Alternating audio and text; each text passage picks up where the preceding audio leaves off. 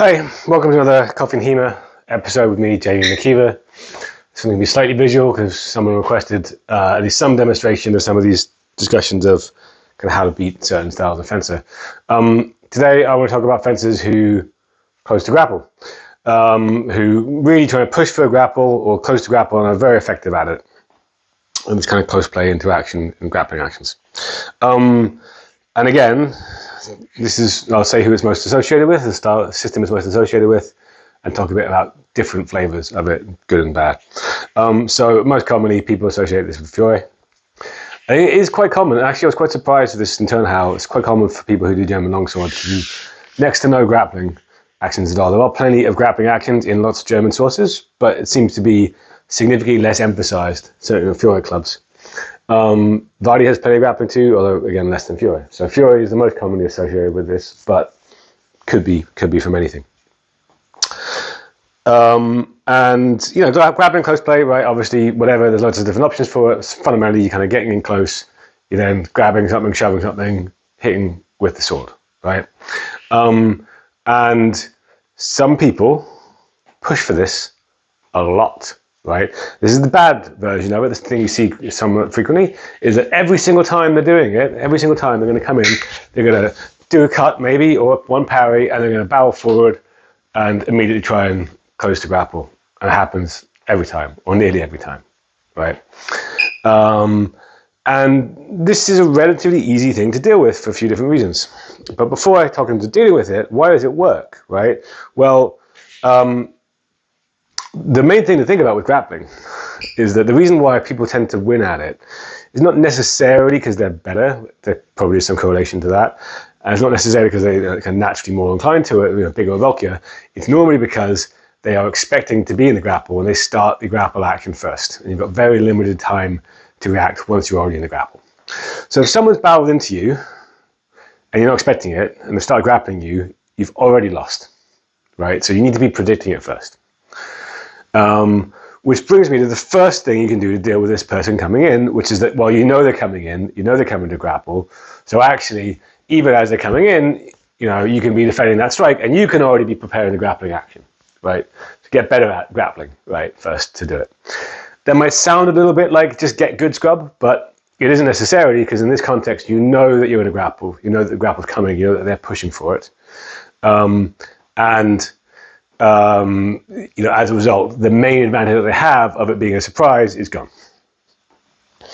But what if you don't want to grapple, or you're not good at it, or you've got some other options? Well, to be honest, the main issue with this dumb version of it that's always come in is that, of course, to get to the grapple, right, you've got to get through all of this first, right? All of this middle play, all of this long play, you've got to get through that successfully. So the main thing to do is to make sure that they don't get through that successfully. And as a result, you know, the bigger the distance they've got to cross to get to you, the easier it's going to be for you, right? If my opponent is here, you know, that far away, it's much harder for me to hit them than if they start to grapple from kind of this. I'm not even sure you can see me, kind of this far away, right? You've got that much extra room to kind of come in. So you can just kind of be moving backwards as they're coming in, and then you're going to be looking for a target, an opening, you know, whatever you want. They're probably attacking, so you might want to defend and then strike, but to be honest, you're better off defending with a void than striking to an open target, because then they're not getting what they want, which is a crossing, right? Pretty much every grappling action works from a crossing of the swords, so you want to make sure that they're not getting that crossing if you're doing it. If they are getting the crossing, and you don't particularly want to grapple them on equal terms as well, but you want to still do a bit of grappling action, Vardy's advice here is they're coming forward, they're coming at you, this is the way they want to go. Vardy tells you to step outwards and around at that point, right? Or if I was this way, right, outwards and around, right? They're going that way, you're going to the side.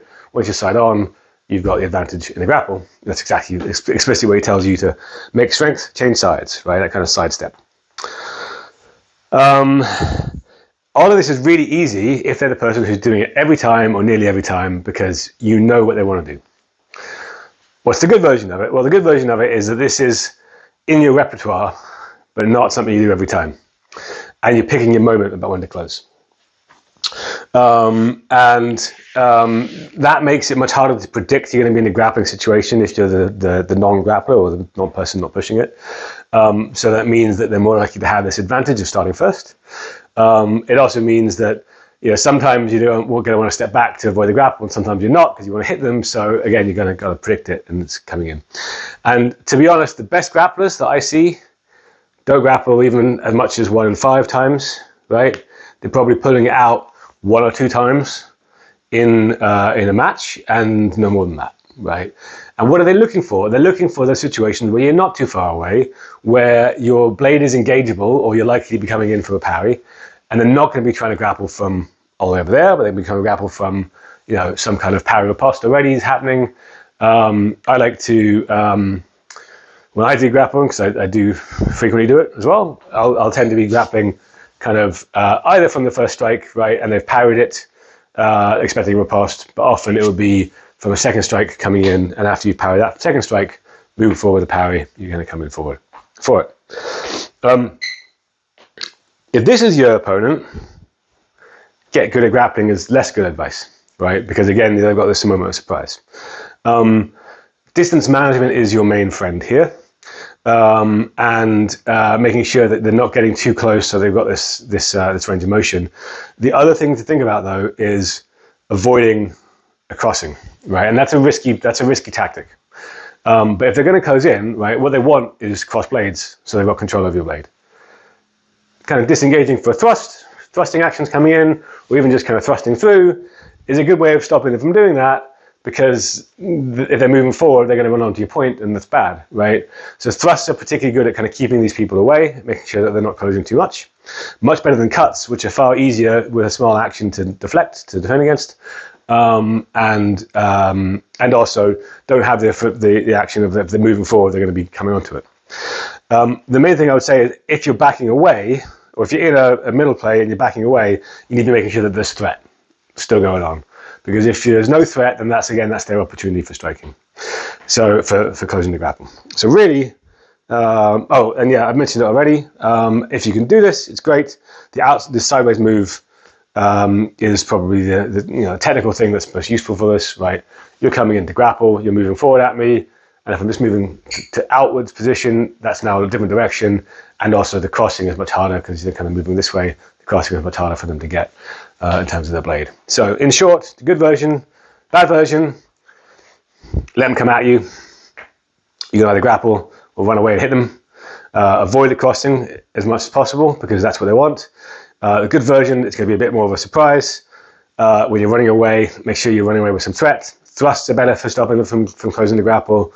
And again, avoiding the crossing is a good idea. If they're closing to grapple, if they're attacking you, you probably want the crossing to defend. Therein lies the challenge.